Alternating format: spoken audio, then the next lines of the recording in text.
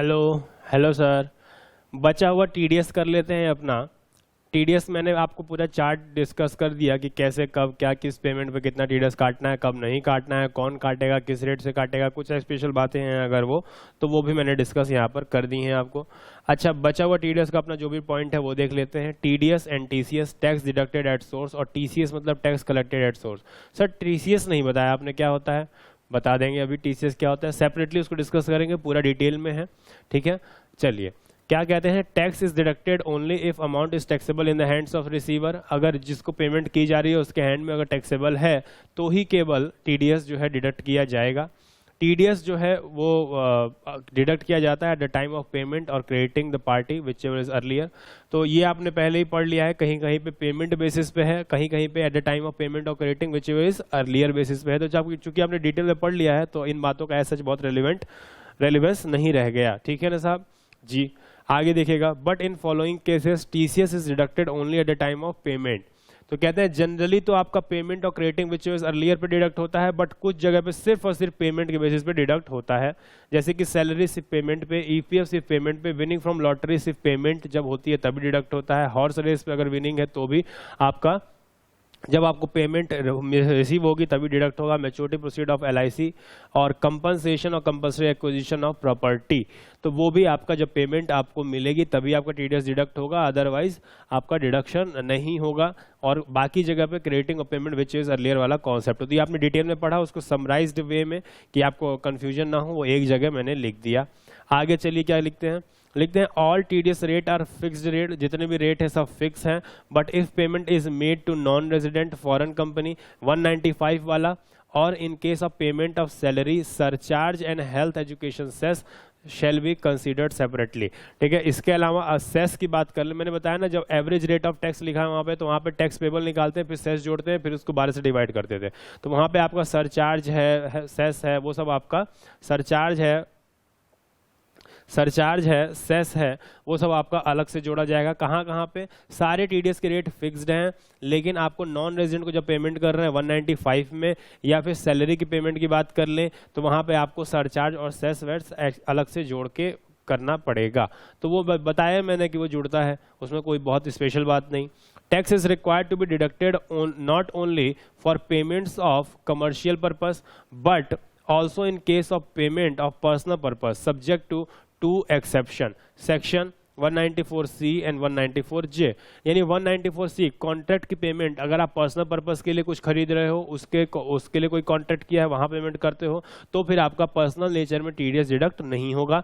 और इसके अलावा कोई professional fees for professional and technical services अगर है, रॉयल्टी है, ठीक है, और नॉन शेयरिंग या नॉन कॉम्पिटेंस फीस है, शेयर और सिटिंग फीस है, वो सब चीज़ें अगर मैं बात करूँ, डायरेक्टर की सिटिंग फीस है, तो वहाँ पे आपका अगर पर्सनल नेचर का आप पेमेंट कर रहे हो, पर्सनल पर्पस के लिए आप पेमेंट कर रहे हो, तो वहाँ पे आपका टीडीएस डिडक्टेबल नहीं होगा।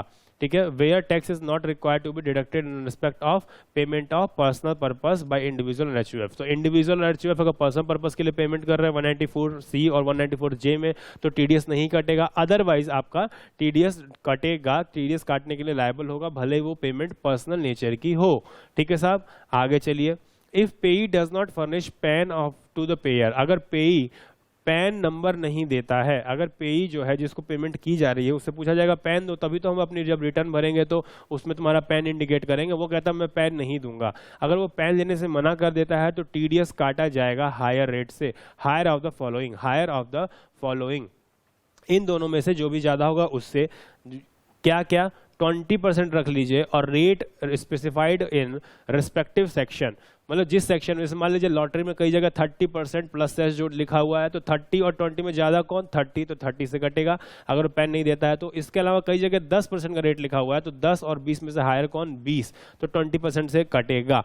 अच्छा, एक जगह और आया हुआ था, कहाँ पे सर, मैं याद दिलाता हूँ आपको, जब ट्रस्टी पेमेंट कर रहे थे, ईपीएफ के ट्रस्टी पेमेंट कर रहे थे, और वहाँ पे लिखा था कि अगर एम्प्लॉय पैन नहीं देगा तो फिर एमएमआर से कटेगा, तो फिर वहाँ पे 20% नहीं लगता, वहाँ पे एमएमआर से कटेगा। स्पेशल प्रोविजन लिख दिया तो फिर एमएमआर से कटेगा। लेकिन यहाँ पे क्या लिखा कि जो भी रिस्पेक्टिव सेक्शन में रेट स्पेसिफाइड है वो रख लीजिए, और 20% दोनों में से जो भी हायर हो उस रेट से आपका टीडीएस काटा जाएगा। जी सर, आगे लिखते हैं, if the payment is made by pair without TDS, अगर पेमेंट किया जाता है पेयर के द्वारा बिना टीडीएस काटे, then payee shall be responsible to make payment of tax directly, ठीक है।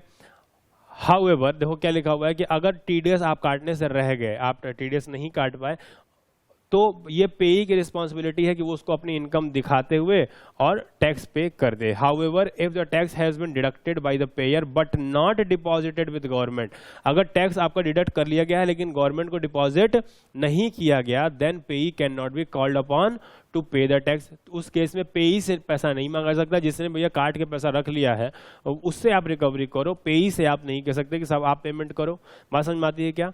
अच्छा जी, आगे देखिएगा, some notes related to TDS under section 192 and 192A as per the judgement of Supreme Court if tips are paid directly to the waiters, ठीक है, अगर आप टिप्स पे कर रहे हो वेटर को directly, the same is not salary. Supreme court की जजमेंट है। बात ये हो रही थी कि होटल में जब आप खाना खाने जाते हो तो आप खाना खाते हो, बिल लेके आता है वेटर, आपको मतलब पानी वानी ला के देता है, पूरा जो भी आप मंगाते हो, आपका ऑर्डर रिसीव करता है, आपको ऑर्डर पहुंचाता है, जो भी कमी अधिक होता रहता है वो आपको समय समय पे सप्लाई करता है। आपके तो ये ले आओ, नींबू घट गया, नींबू ले आओ, नमक ले आओ, मिर्चा ले आओ, अचार ले आओ, वो ला के आपको देता रहता है।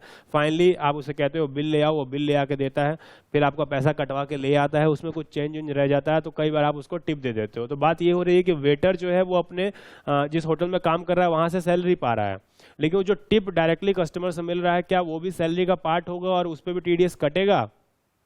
ये बात हो रही है। तो सुप्रीम कोर्ट ने क्लैरिफाई किया, नहीं साहब, जो मतलब कस्टमर टिप दे रहा है वेटर को उस पर टीडीएस नहीं कटेगा अंडर सेक्शन 192, यानी सैलरी के सेक्शन में उस पर टीडीएस नहीं कटेगा।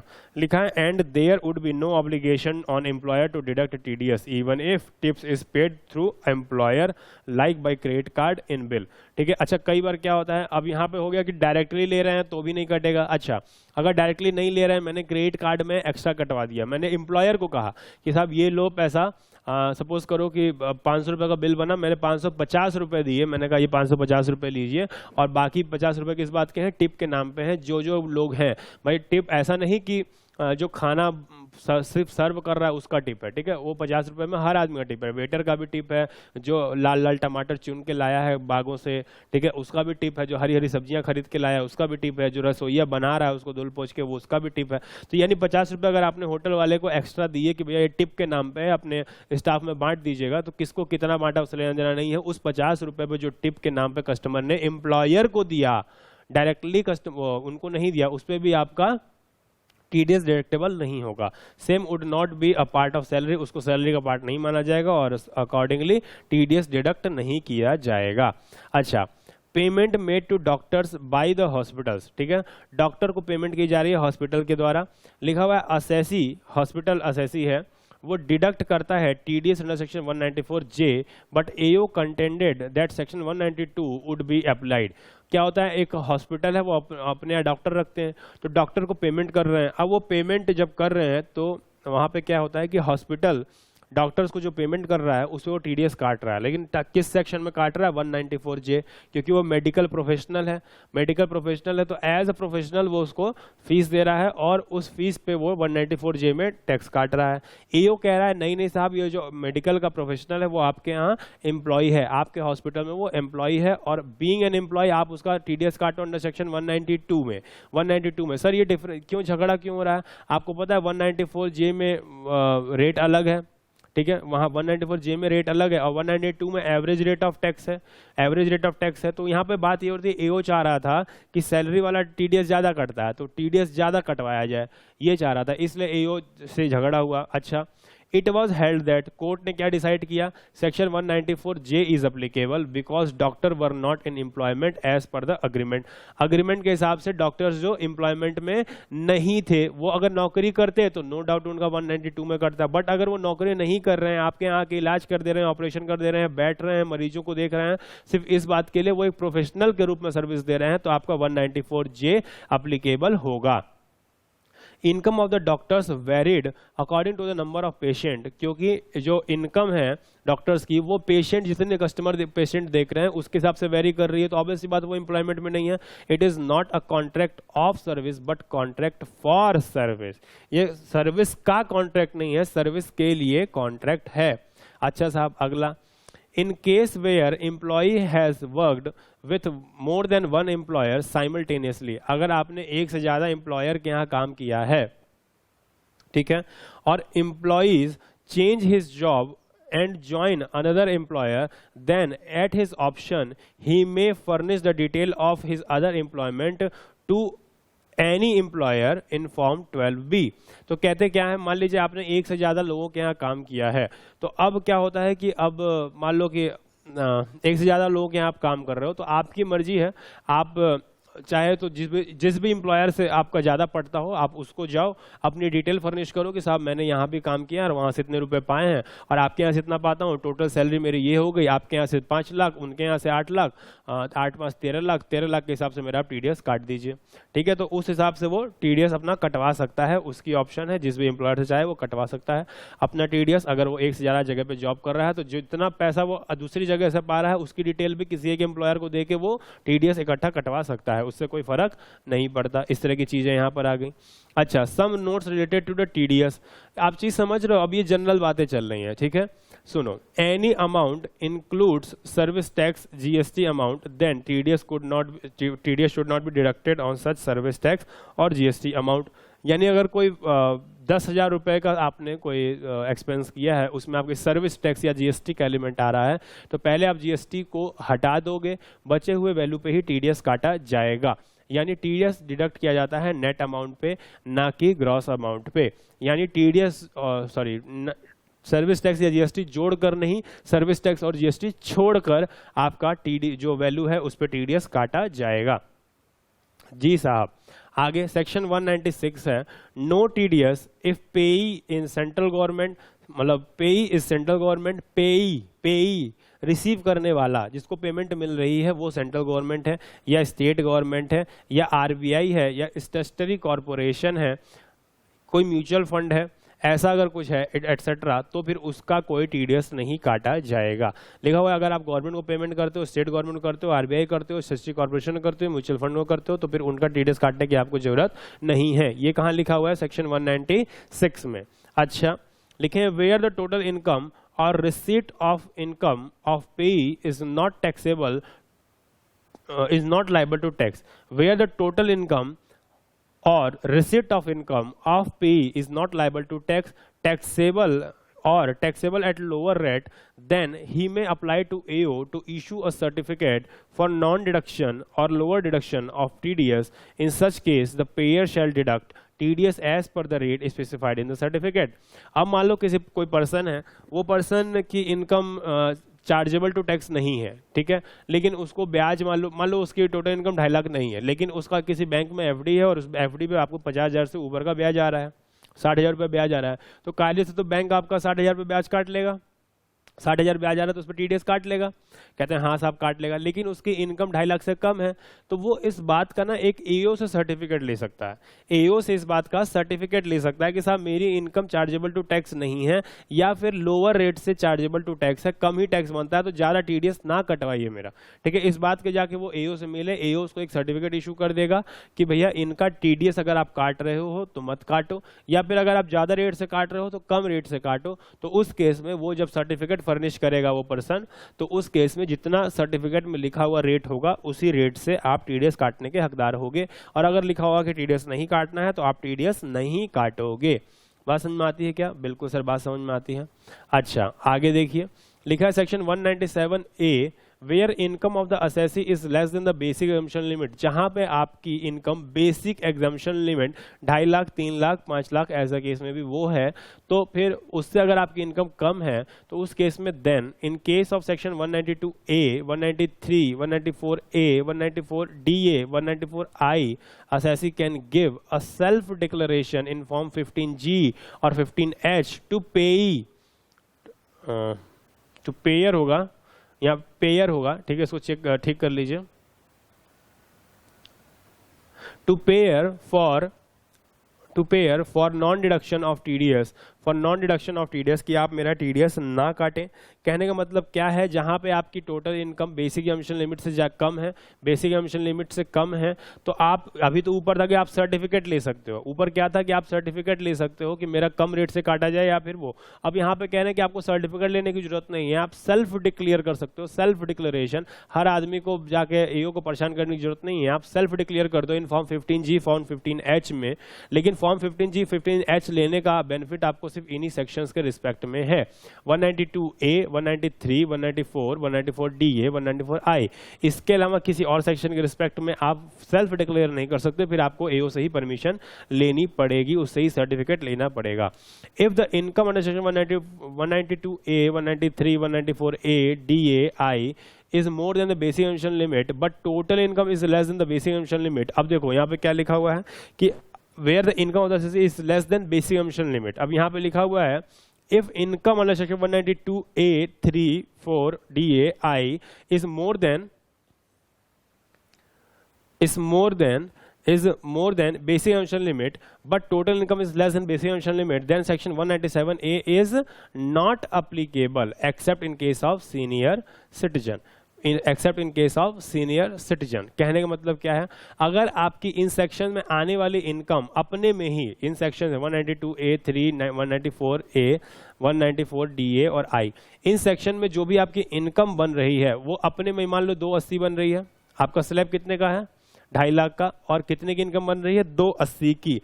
अब इसमें से आप 280 की इनकम है, अब आप कह रहे हो कि इसमें साहब मेरे पास ना एक LIC है 40,000 की, ठीक है, LIC है मेरे पास। जब मेरे पास LIC है 40,000 की तो मेरी नेट इनकम कितनी बनी 240। देखिए ना सर, ये 240 जो है वो ये मेरी टोटल इनकम है, और ये टोटल इनकम मेरी 2.5 लाख से कम है, ये टोटल इनकम मेरी 2.5 लाख से कम है। आप ये चीज क्लेम कर रहे हो और ये चीज क्लेम कर रहे हो, तो बताओ क्या इस बेसिस पे आप ये कह रहे हो कि मेरी इनकम जो है टोटल इनकम वो 2.5 लाख से कम है? ठीक है, अच्छी बात है, लेकिन आपकी जो इनकम उस सेक्शन में है 192A में, 3 में, 4 में, वो अपने में ही 2.5 लाख से ज्यादा है। तो उस केस में क्या होगा, उस केस में क्या होगा, वहां पे आप 15G 15H दे पाओगे? 15G 15H कहते हैं नहीं साहब, वहां पे आप 15G 15H देने का आपको बेनिफिट नहीं मिल पाएगा, आप 15G 15H नहीं दे पाओगे।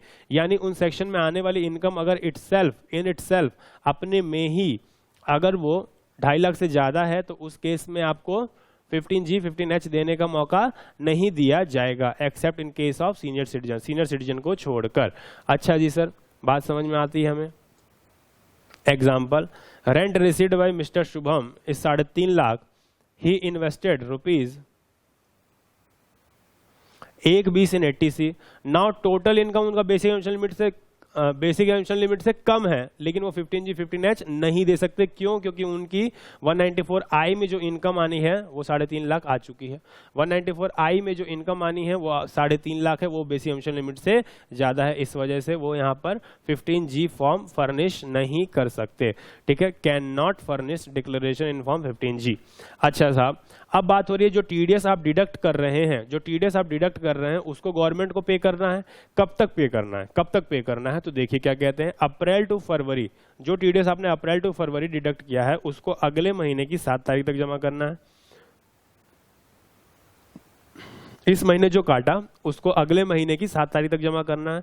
लेकिन अगर कोई आपका टीडीएस मार्च में डिडक्ट हुआ है तो उसको जमा करने की तिथि है अगले साल की अप्रैल की 30 तारीख। ठीक है, 30 अप्रैल, ज्यादा समय दिया है इन्होंने। ठीक है, अब मार्च में अगर डिडक्ट किया है तो उसको अगर ऊपर वाले प्रोविजन से जाए तो 7 अप्रैल, मार्च में डिडक्ट किया तो 7 अप्रैल, लेकिन कहते हैं नहीं साहब उसको 30 अप्रैल तक जमा कर दीजिए। थोड़ा व्यस्तता ज्यादा होती है ना मार्च में व्यस्तता ज्यादा होती है तो गवर्नमेंट ने ज्यादा टाइम दे दिया। अदरवाइज आपको अप्रैल टू फरवरी जो भी डिडक्शन किया है उसको अगले महीने की 7 तारीख तक जमा करना है, लेकिन जो मार्च में डिडक्शन किया है उसको 30 अप्रैल तक आपको जमा करना है। अच्छा, टीडीएस और टीसीएस की जो रिटर्न भरनी होती है, ठीक है ना, वो कब तक भरनी होती है? उसमें सर क्या भरते हैं? उसमें वही पैन क्या है असेसी का।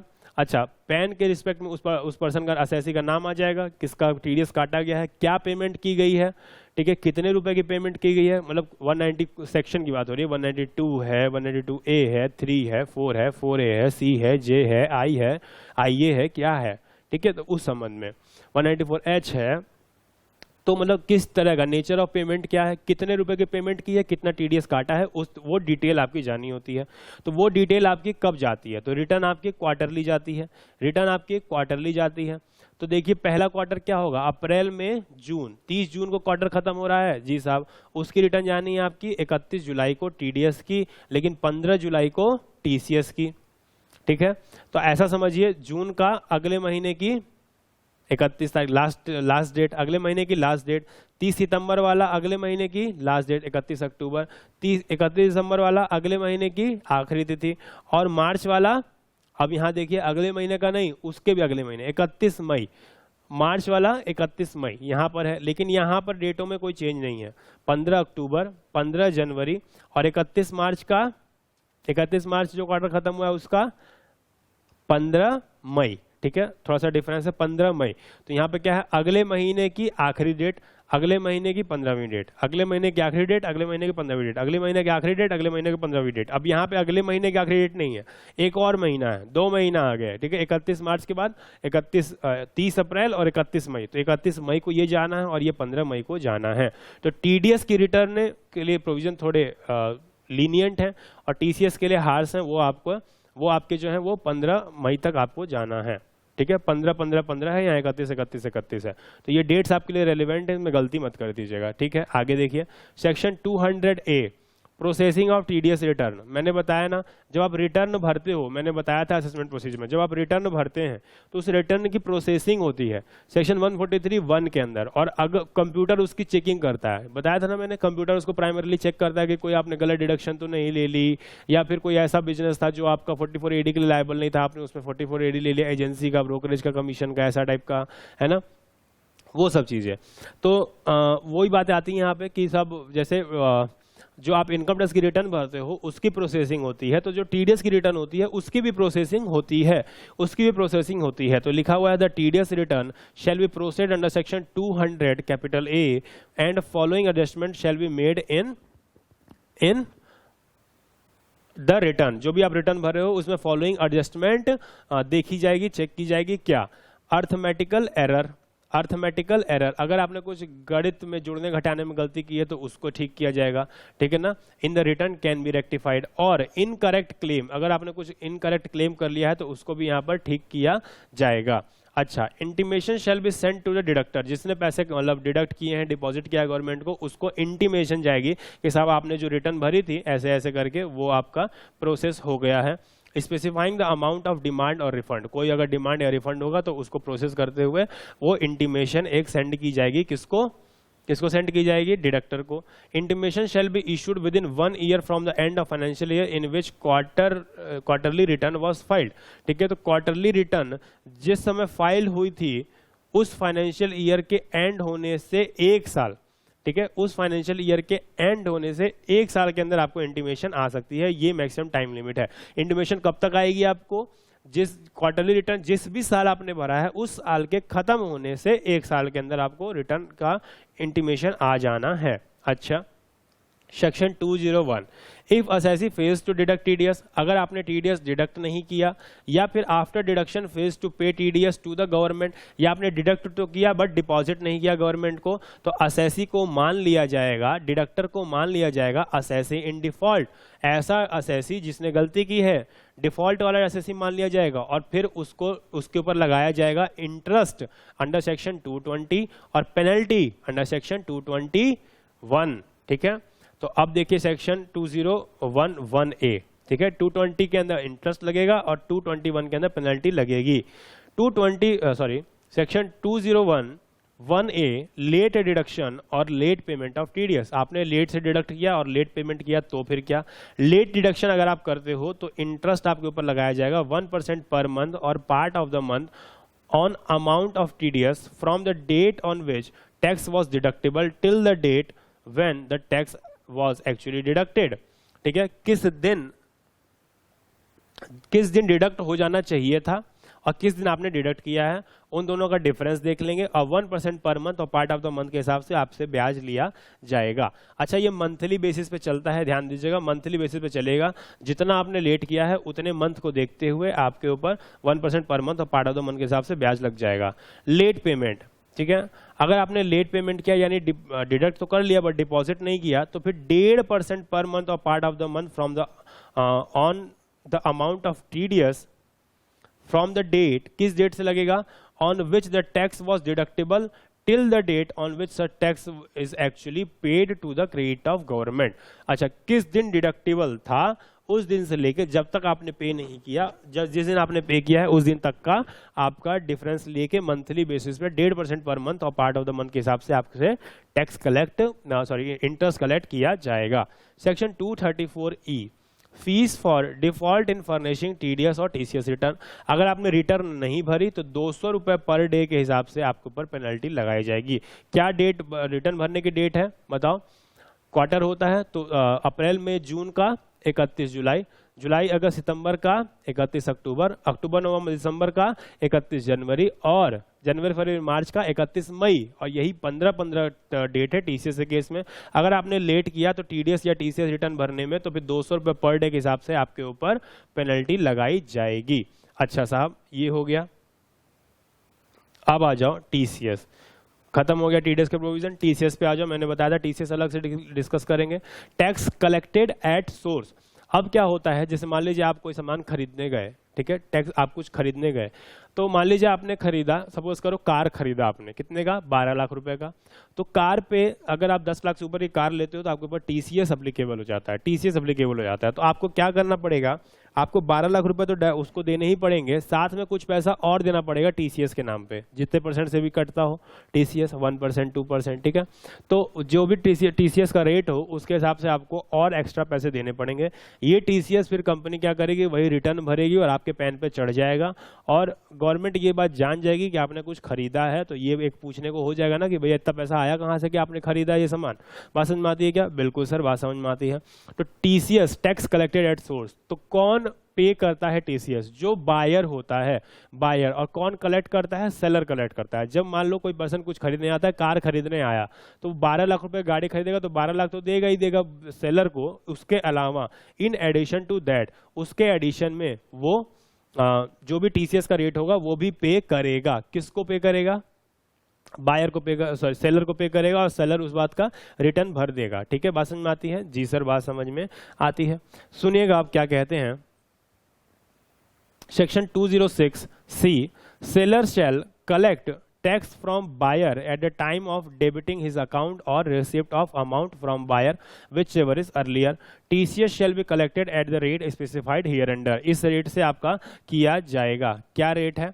अल्कोहलिक लिकर पे TCS कलेक्ट होगा फॉर ह्यूमन कंजम्पशन। अगर आप दारू पीने के लिए ले जाते हो तो 1% के रेट से।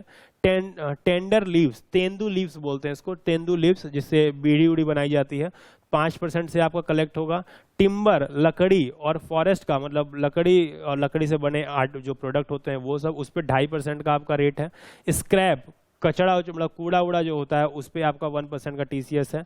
मिनरल बीइंग कोयल, मिनरल बीइंग कोल यानी कि अगर कोयला आप ले जाते हो, लिग्नाइट या फिर आयरन ओर, वो अगर आप खरीदने आए हो तो 1% के रेट से आपको TCS लगेगा।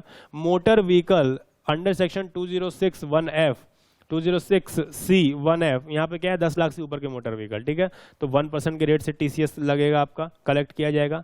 लीज और licensing of parking lot, toll plaza, mines और क्वेरी, ठीक है। लीज पे पार्किंग लॉट, कोई खाली पड़ी जमीन है जिसको आप लीज पे ले रहे हो, उसको पार्किंग लॉट बना रहे हो, तो वहां पे आपका 2% के रेट से TCS कलेक्ट किया जाएगा, जिस भी रेंट पे आप वो लीज पर ले रहे होगे। जो भी आपका लीज रेंटल होगा उस पे आपका 2% का TCS भी लिया जाएगा। अच्छा, यहाँ पे आया मोटर व्हीकल 206(c)(1)(f) वाला, जहां पर आपका कितने % से कटना था? TCS 1% से TCS कलेक्ट होना था।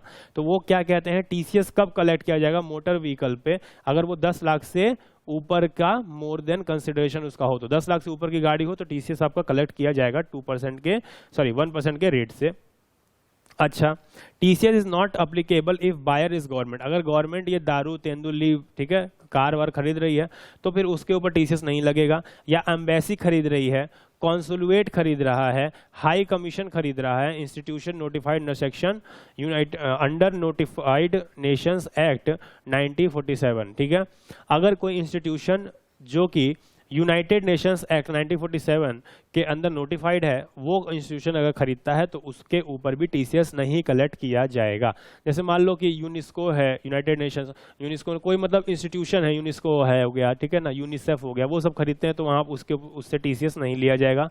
Mines query does not include mine of mineral oil. Mine of mineral oil, देखो मिनरल्स अलग चीज है, मिनरल्स अलग चीज है और मिनरल ऑयल अलग चीज है, ठीक है ना, मिनरल्स अलग चीज है और मिनरल ऑयल अलग चीज है। TCS in case of goods prescribed in point number 1 to 5 is not applicable if goods are purchased exclusively for personal consumption। अगर आप खुद ही दारू पीने के लिए खरीदते हो, ठीक है, अगर आप खुद ही दारू पीने के लिए खरीदते हो पर्सनल कंजम्पशन में लेने के लिए तो टीसीएस आपसे नहीं लिया जाएगा। अगर आप बीड़ी खुद ही पीने के लिए खरीदते हो तो नहीं लिया जाएगा। लकड़ी उकड़ी और उससे रिलेटेड प्रोडक्ट अगर आप खुद अपने घर में लगाने के लिए पर्सनल यूज में ले रहे हो तो नहीं लिया जाएगा।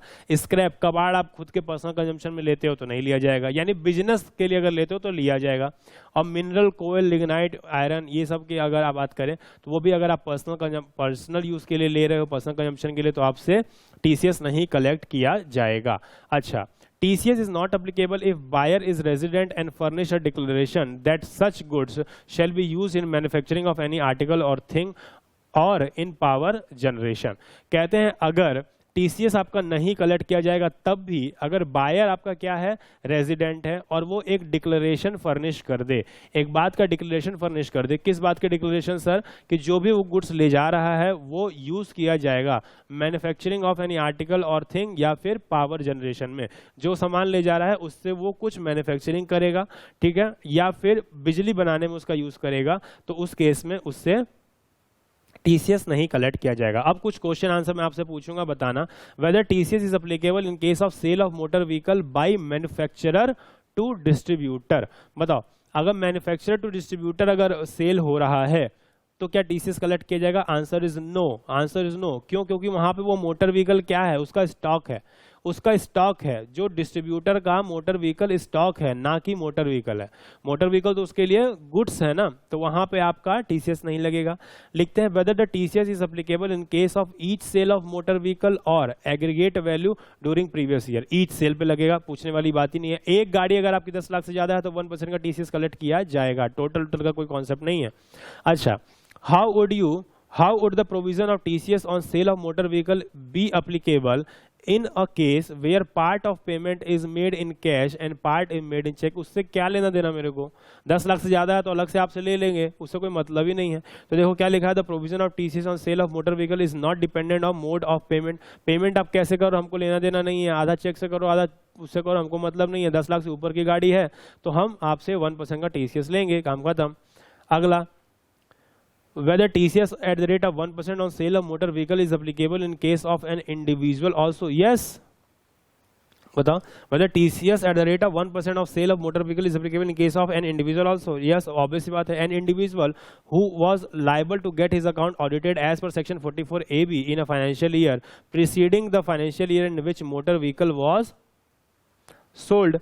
कहते हैं कि अगर आप ऑडिट के लिए लायबल थे पिछले साल, ठीक है, पिछले साल अगर आप ऑडिट के लिए लायबल थे, इसी साल तो आप मोटर व्हीकल खरीद रहे हो, तो इस साल का अकाउंट फाइनल कहाँ है? पिछले साल अगर आप ऑडिट के लिए लायबल थे तो फिर उस केस में क्या होगा? Shall be liable for collection of tax at source on sale of motor vehicle by him. कहने का मतलब क्या है? कहते हैं साहब एक इंडिविजुअल है, वो गाड़ी अपनी रीसेल कर रहा है और 10 लाख से ऊपर कर रहा है, तो क्या मतलब नई गाड़ी खरीद के लाए तो ही होगा या फिर किसी इंडिविजुअल सेकंड हैंड गाड़ी ले तब भी टीसीएस लगेगा? कहते हैं तब भी लगेगा अगर कंसिडरेशन 10 लाख से ऊपर है तो, और वो इंडिविजुअल पिछले साल में अपने बुक्स ऑफ अकाउंट को ऑडिट कराने के लिए लायबल था। ठीक है, whether TCS at the rate of 1% on sale of motor vehicle is applicable only to luxury car? ऐसा कुछ नहीं है भैया। 10 लाख से ऊपर की गाड़ी है, चाहे वो लग्जरी हो चाहे ना हो, उससे हमें मतलब नहीं है। सेलर को 1% TCS कलेक्ट करना है। No, as per section 266C1F the seller is required to collect at the rate of 1% from the purchaser on sale of any motor vehicle value exceeding 10 lakh rupees. चाहे वो लग्जरी हो चाहे ना हो, उससे हमें लेना देना नहीं है। अगर 10 लाख से ऊपर की गाड़ी है तो फिर उस पर टीसीएस आपका कलेक्ट होगा। और इस प्रकार से आपका टीडीएस और टीसीएस का जो चैप्टर है वो मेरी तरफ से ख़त्म होता है। Thank you, tata, bye bye, जय हिंद, जय भारत।